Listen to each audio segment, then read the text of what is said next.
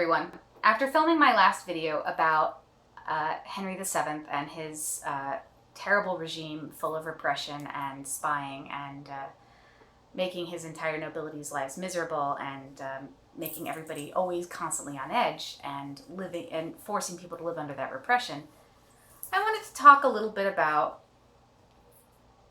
some of the unspoken assumptions that might be going through your mind. I talked in the first video about how medieval inheritance of the monarchy was a little bit fuzzy. It was fuzzier than we tend to talk about these days, or that most people have an impression of. But then I talked about how somebody who usurped the throne could have this very repressive regime.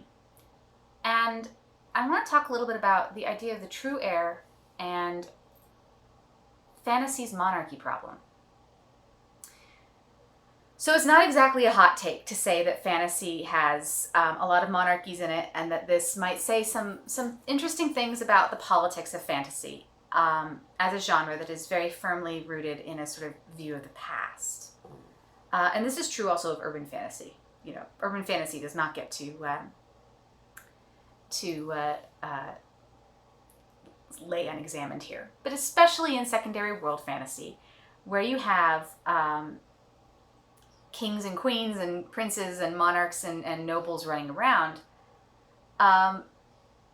it's easy to sort of buy into the logic of those regimes and to take it unquestioningly. Or if to not take it unquestioningly, then to not examine it too closely. So when I talked about Henry VII, I talked about how the way he came to the throne as a usurper led to his paranoia and led to many of the problems of his reign and to his own really nasty way of dealing with his paranoia and the fears he had of being usurped. But it's important to remember that he wasn't a bad king because he wasn't the rightful claimant. He was a bad king because he was a terrible person and used the politics of fear as opposed to the politics of, instead of any other of the tools to hand. What he wanted out of his court was terrified compliance.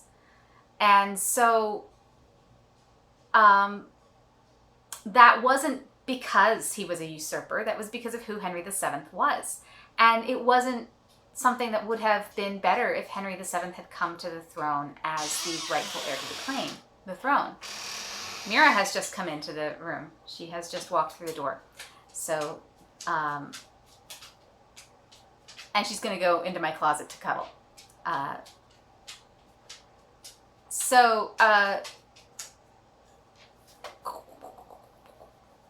Great big husky. So it's important to, when talking about something like that and talking about how his fears because of how he took the throne, to make it very clear that monarchy, by its own logic, with its whole blood claims to the throne and everything, that I'm not saying he was a bad king because he didn't have the blood claim to the throne, and I'm not saying he was a bad king because he wasn't the rightful king. That we need to question those narratives pretty heavily. And to, when we say, this king is a bad king, and also he didn't have a great claim to the throne, to not say that those things, are, they might be related, but that they're not, he's not a bad king because he was a usurper. And he's not, that there is nothing protective in having the proper heir to the throne.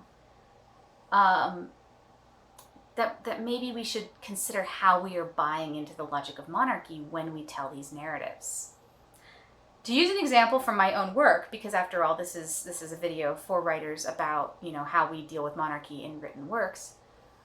I, as a teenager, was a little bit savvy and decided that I was going to subvert the true heir to the throne narrative and have the true heir to the throne be kind of an asshole, but then have, another member of the family who was the real true heir to the throne, and she was our protagonist, and we were going to follow her as she eventually took the throne. And even though she didn't have a better claim by blood. She had a less good claim by blood than he did. She was going to be our future monarch. Yeah, I think that that's still buying into some of the logic of monarchy. So what I have done, as I've grown a little older, is I've double subverted that. And she's not exactly, she does get the throne, but she's not exactly a good queen. She doesn't necessarily know what to do with it. She has some paranoia issues. She has some self-confidence issues, and they come out in really ugly ways. And she's very well-meaning, and she's very smart, but she's not really a good queen.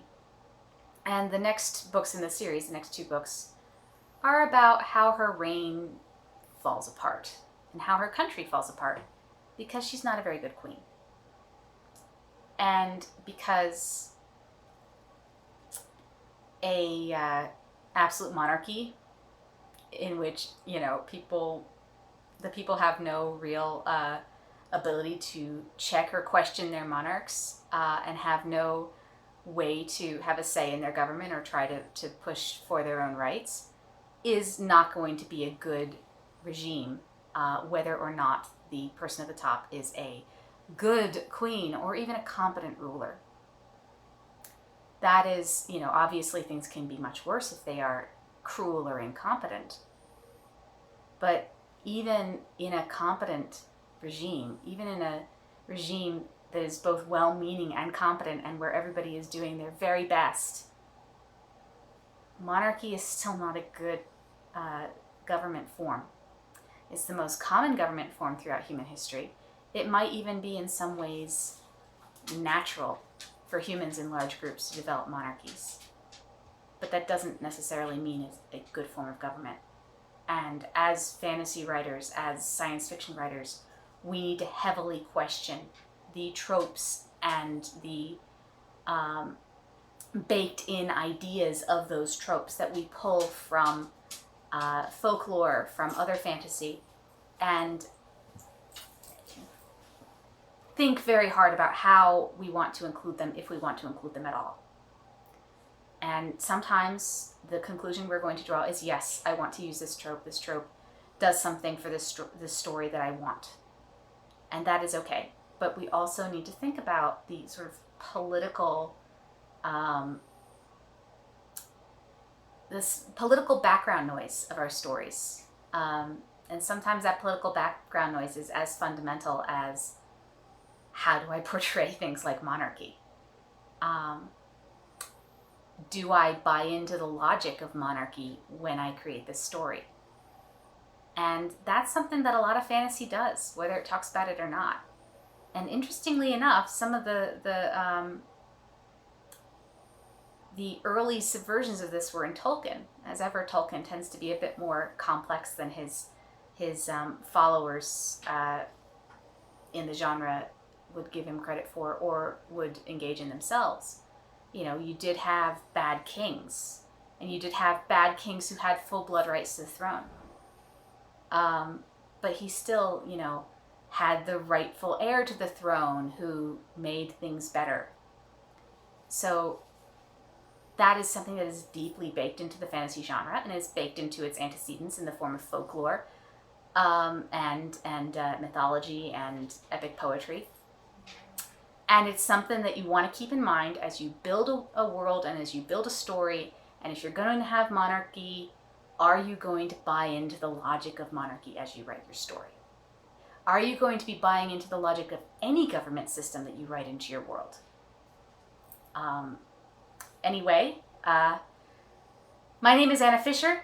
My social media links are in the description below. I hope that this was in some way thought-provoking and interesting for you. If you don't plan to write, I hope it maybe was interesting for you as a reader of the genre, or as somebody who talks about history and might find yourself buying into the logic and underpinning assumptions of.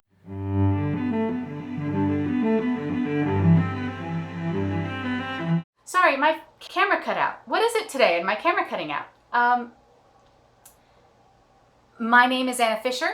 I hope you enjoyed this video. I hope it was thought-provoking in some ways. I hope that even if you don't plan to write, I hope that it maybe gave you something to examine as you read through fantasy stories or any other stories, especially historical fiction. Or if you talk about history and societies, that you maybe are thinking about how you might buy into or not buy into the logic of those societies and the logic of those historical timeframes, and how maybe you approach that. Anyway, I hope you had a wonderful day, a lovely day so far, and if it hasn't been lovely so far, I hope it gets better soon. My social media links are in the description below.